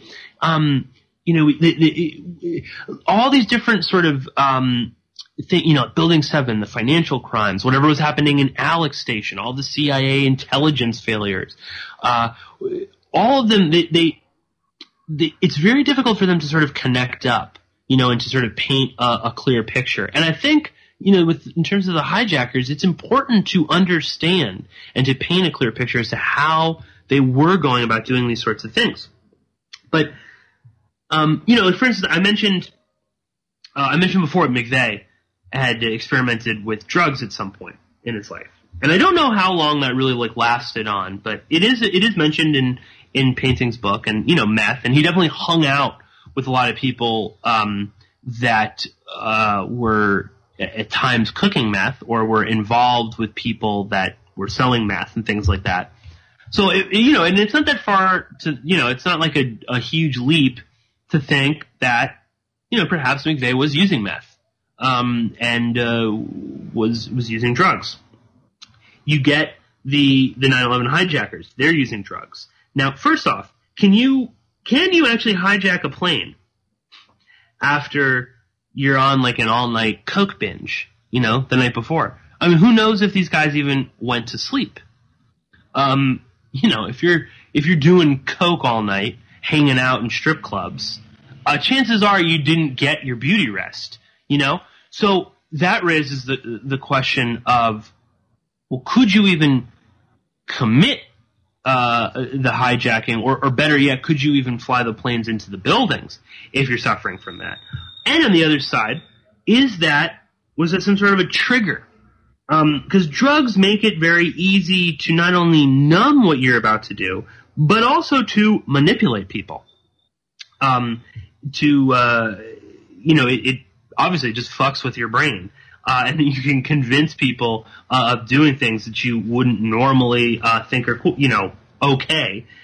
You look at someone like Charles Manson was a master of this, and obviously kept much of his members on LSD like all the time.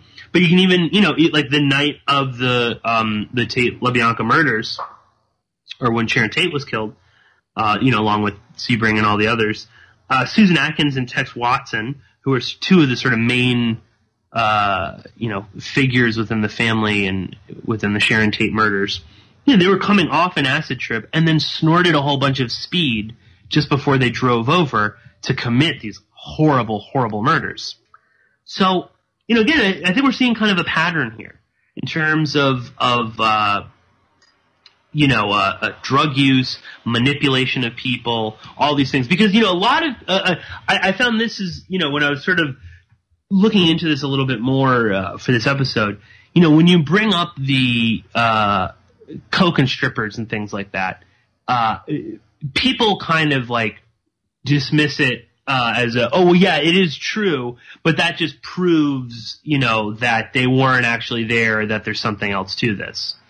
It just proves that they really weren't the radical jihadis that they claim to be. That, behind closed doors, they were totally different.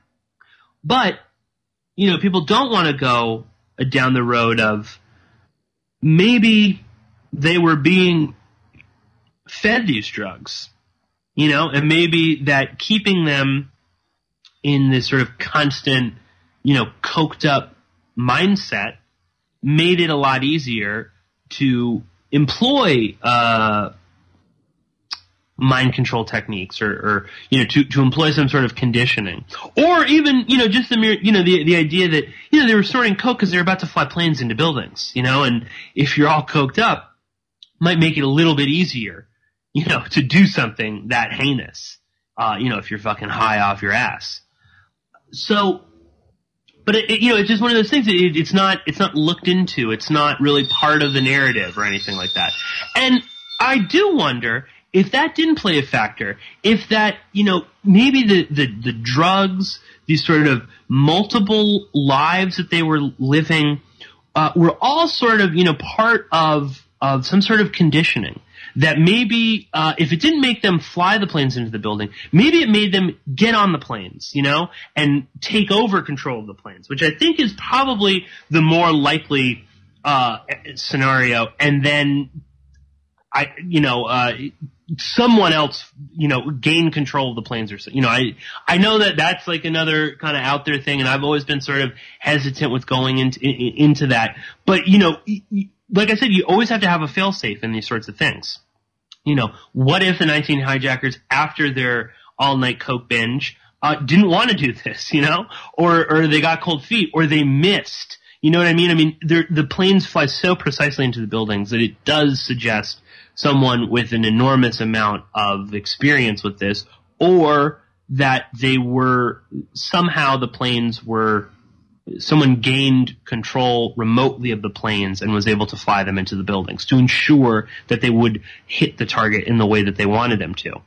But perhaps there was some sort of conditioning and whatnot to, again, get them to essentially commit the act. It's like Sirhan pulling the trigger. He shot the gun. The 19 hijackers got on the plane. They took control of the plane.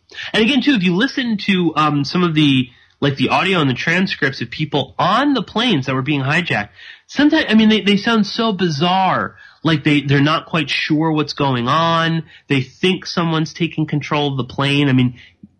Chances are you'll know if, knock on wood that no one is on a plane that gets hijacked, but presumably, you would know if your plane was hijacked. If you're on a plane, you wouldn't be like, I'm not really sure what's going on. So, that begs the question, too, of, again, maybe they took control of the plane, but they panicked. They didn't, they were freaking out. Maybe they didn't want to do it. Maybe they didn't know that they were supposed to do it. Maybe they were told, listen, you're going to do this thing, then you're going to fly it somewhere else, or we're going to, you're going to ask for your demands or whatever, but, you're not going to die, and perhaps that's why some of this confusion. And it's, I guess it sounds out there, and I'm sure there are people sitting there listening saying, what's the point of, who cares? They did it. I guess I just, I think is important in terms of understanding 9/11, and also in terms of moving on. Like Tom and I sort of talked about that. At some point, we are going to have to kind of progress, and we are going to have to sort of, it will become just another day. And that's not to sort of, be rude or disrespectful to the people whose lives were affected by this, but that's just sort of the nature of this. It's going to happen at some point. And I do think we should do our best to understand the motivations for why these people did things. On the other side of this, to sort of throw another sort of loop into this, I don't know why so many people are unwilling to believe that you can convince people to be suicide bombers too at the same time. Now if there are, the radical Islamic Terrorism, whatever, al-Qaeda, these groups, they are also cults, and they do have undue influence on the people within the cults. And it is fairly easy to manipulate a young man whose family was wiped out in a village in Pakistan by a U.S. drone. It is easy to indoctrinate him into a cult-like group such as al-Qaeda or even the Taliban, to some degree, or ISIS or something like that.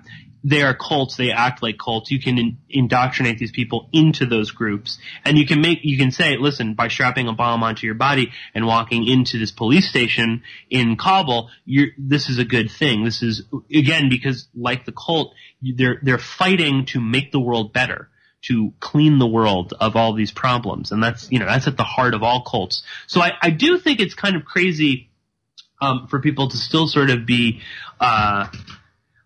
throwing out these, oh no, they couldn't do that, which is so weird because, it at the same time that they can believe that any young Muslim guy in America or Western Europe can become self-radicalized on, from reading a Facebook post and then go and, blow himself up at a concert or drive a truck into a crowded cafe or something like that. But the idea that 19 guys could be indoctrinated into a cult to fly planes into buildings, that's somehow that's off. That's not allowed.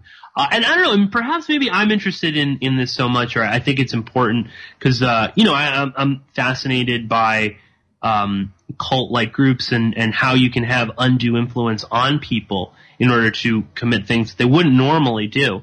But I am just fascinated by it because it's one of these pieces of 9/11 that's so overlooked or so sort of it's not important, because it's really more important to figure this aspect out or that aspect. We got to know how Building 7, where was the thermite placed? That's more important. Rehashing the same old boring talking points about dancing Israelis or whatever, that's more important. But understanding the psyche of these individuals or understanding how, in fact, again, if this is the CIA and the Pentagon or whatever, the deep state, if they committed this, how does the deep state make people do these things? What is the because in so many ways, that can be a microcosm for many of the ways that we as public are experimented on. You look at all the drugs that we're given, all the conditioning that we receive through the media and through entertainment and all these things. Look at it, they couldn't convince 19 guys to fly planes into buildings, but they could fool thousands. Tens of thousands, who knows, but thousands certainly, Americans to join the army to go fight in Iraq based on a whole bunch of nonsense. They didn't even really need to use all that many drugs on those people. They could convince you to do that and to go and essentially, kill other people and presumably even kill yourself. That's possible. But not the idea that you could say convince 19 guys to do this.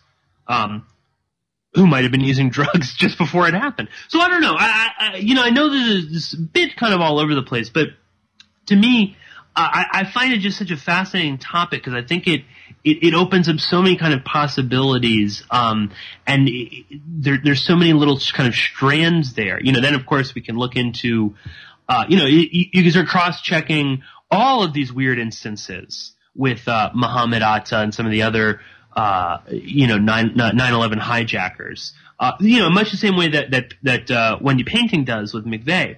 And you can start looking at that, well, what about this time that he was allegedly, saying all of this,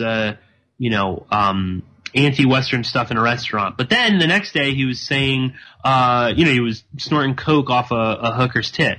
Well, who else was around him in the strip club? Who else did he have contact with?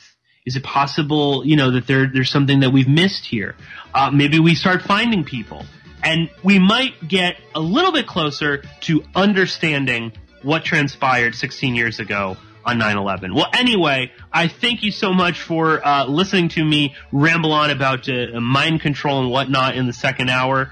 So as I said, we're going to be speaking with Steven Singular next week. And of course, tomorrow is the season premiere of South Park Season 21. So definitely watch that because we're going to be discussing it a couple times on the show. But anyway, thank you all so much, and I'll talk to you very soon.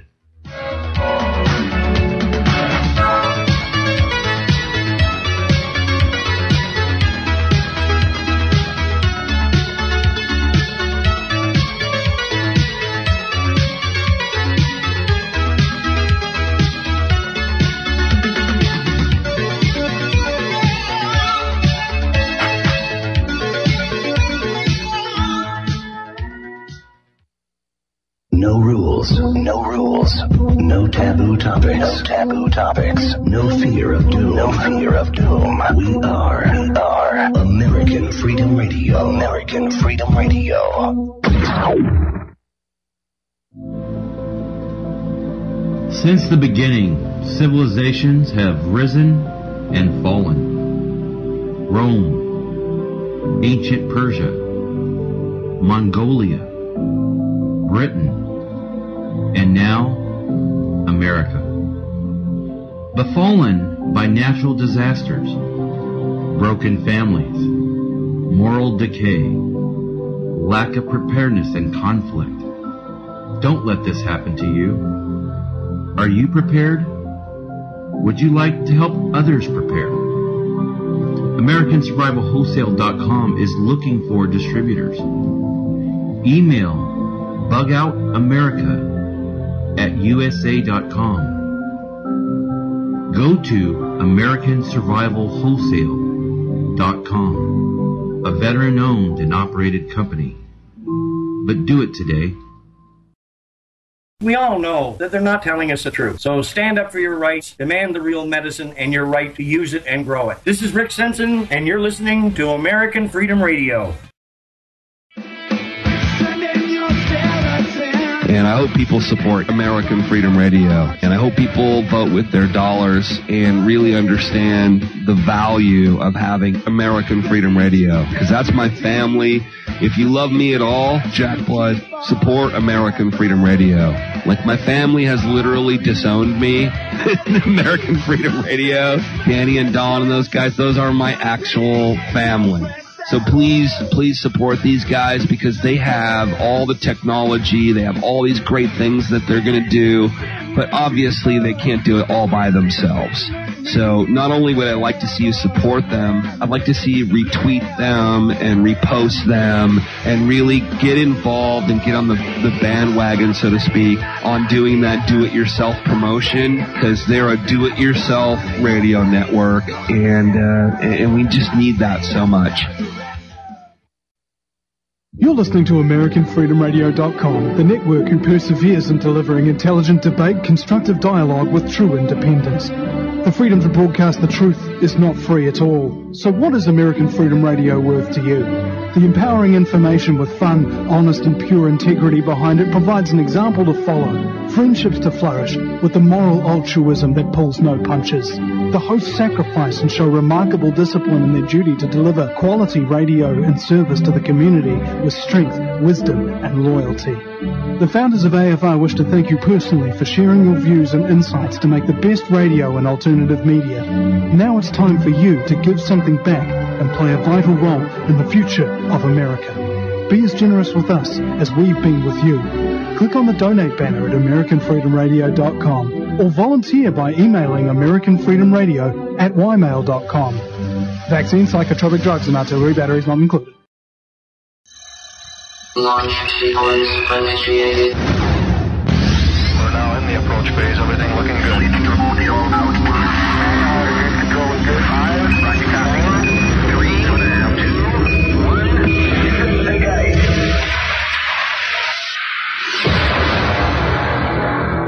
Prepare your mind to experience American Freedom Radio.